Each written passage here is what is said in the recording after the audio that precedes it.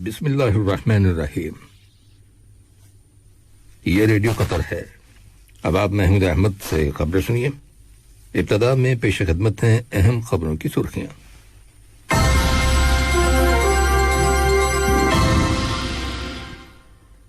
साहिब-ए-इस्म अमीर ने जमहूरिया इक्वाडोर के सदर को मुबारकबाद का बरकी पैगाम इरसाल किया है और गजा की तामीर नौ के लिए $500 मिलियन की रकम मुख्तस करने की हिदायत जारी की है। नायब वजीर आजम और वजीर खारजा को अमरीका के वजीर खारजा की जानिब से टेलीफोन कॉल मौसूल हुई है। कतर ने अवामी जमहूरिया कांगो के मशरकी दही इलाकों पर किए गए हमलों की शदीद अल्फाज में मजम्मत की है और मुल्क के अंदर कोरोना वायरस की वजह से जो पाबंदियां आयद की गई थी उन्हें 4 मरहलों में उठाने के प्रोग्राम के पहले मरहले पर आज से अमल दरामद शुरू हो गया है। ये थी अहम खबरों की सुर्खियां और अब से चंद लम्हों बाद तफसील से खबरें नशर की जाएंगी।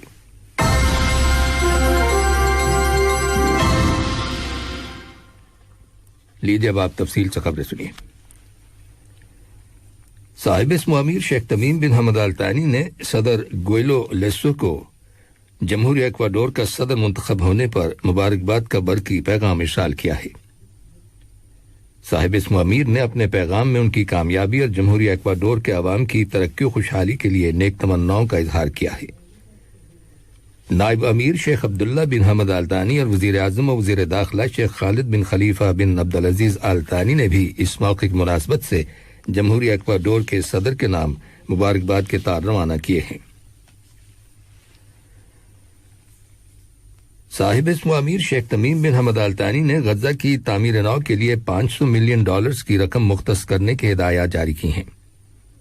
दोहा में फलस्तीन के सफीर मुनीर उन नाम ने अपने एक बयान में साहिब-ए-इस्म अमीर की जानिब से इस माली इमदाद को इंतहाई अहम करार देते हुए शुक्रिया अदा किया है और फलस्तीनी अवाम के मामले में रियासत के मौक़िफ़ और पॉलिसी की तारीफ की है।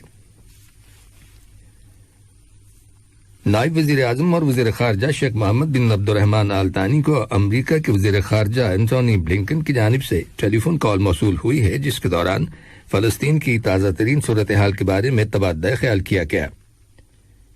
अमरीकी वजीर खारजा ने फलस्तीनियों और इसराइल के दरमियान जंगबंदी के सिलसिले में हुकूमत कतर की कोशिशों को सराहा और अफगान अमन अमल के हवाले से हुकूमत कतर के रोल की तारीफ की।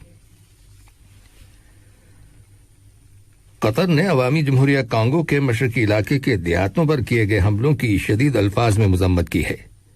इन हमलों में मुतअद्दिद आम शहरी हलाक हो गए। वजारत खारजा की जानिब से एक बयान जारी किया गया है जिसमें हुकूमत के इस मौक़िफ़ का इआदा किया गया है कि कतर तशद्दुद और दहशतगर्दी की हर तरह की कार्रवाइयों को मुस्तरद करता है, खा उनकी वजूहात और असबाब कुछ भी क्यों ना हों।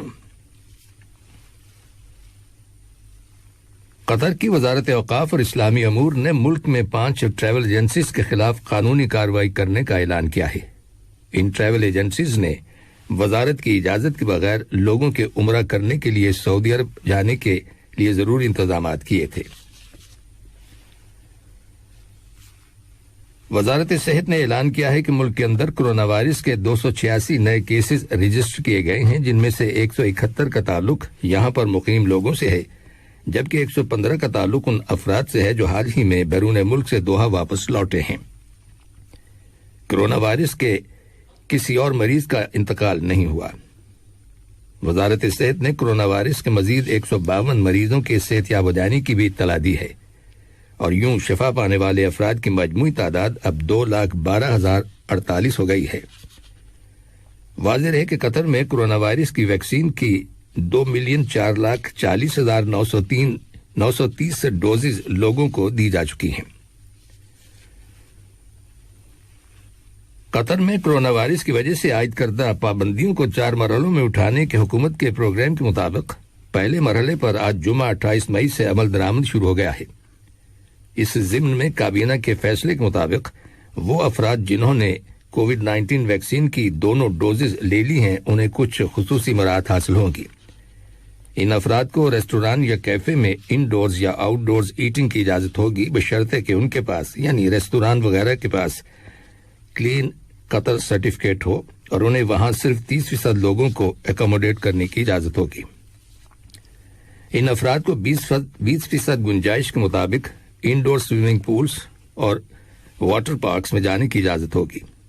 اس کے علاوہ health clubs, fitness centres, barber shops اور بیوٹی سیلون میں ان لوگوں کو 30% گنجائش کے تحت جانے کی اجازت ہوگی جو مکمل طور پر ویکسینیٹڈ ہوں گے، یعنی کرونا وائرس کی دونوں ڈوزز لے چکے ہوں گے۔ جو لوگ فلی ویکسینیٹڈ ہیں انہیں تفریحی پارکوں اور انڈور تفریحی مراکز میں 20% گنجائش کے تحت جانے کی اجازت ہوگی۔ نئی دہلی سے آمدہ رپورٹس کے مطابق بھارت کے اندر رواں ماہ کے دوران دنیا میں سب سے زیادہ کرونا وائرس کے کیسز منظر عام پر آئے ہیں، جو ایک ریکارڈ ہے۔ رائٹر خبر ایجنسی کی رپورٹ کے مطابق دارالحکومت نئی دہلی اور تجارتی مرکز ممبئی کے ہاسپٹلز اور مریضوں سے بھرے ہوئے ہیں اور وہاں آکسیجن کی شارٹیج ہے اور ادویات ختم ہو چکی ہیں۔ یہ خبریں ریڈیو قطر سے نشر کی جا رہی ہیں۔ اقوام متحدہ میں انسانی حقوق کے ادارے کی نگران مارشل بیچلٹ نے کہا ہے کہ یہ ممکن ہے کہ اسرائیلی فوج نے غزہ میں فلسطینی مزاحمتی گروپ حماس کے خلاف 11 روزہ لڑائی میں جنگی جرائم کا ارتکاب کیا ہو۔ انہوں نے اسرائیل پر زور دیا ہے کہ وہ بین الاقوامی قانون کے تحت غیر جانبدارانہ اور آزادانہ تحقیقات کے ذریعے جواب دہی کے عمل کو یقینی بنائے۔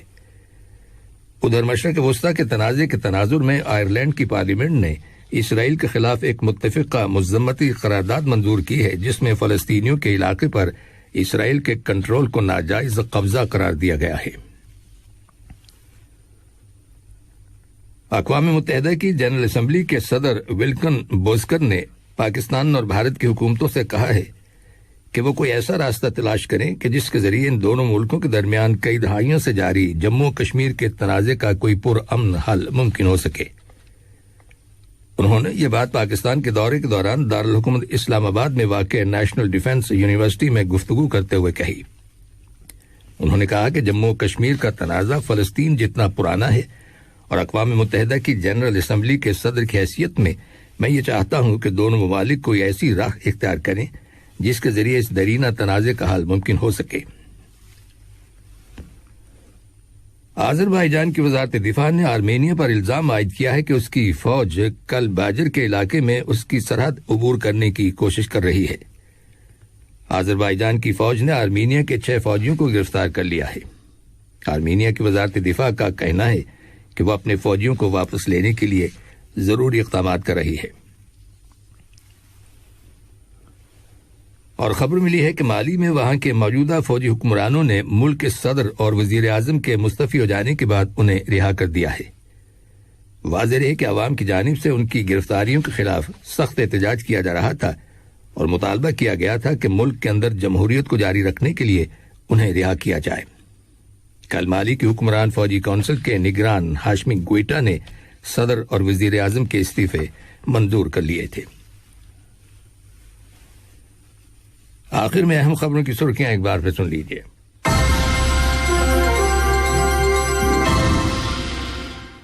صاحب اسم امیر نے جمہوریہ ایکواڈور کے صدر کو مبارکباد کا برقی پیغام ارسال کیا ہے اور غزہ کی تعمیر نو کے لیے $500 ملین کی رقم مختص کرنے کی ہدایات جاری کی ہیں۔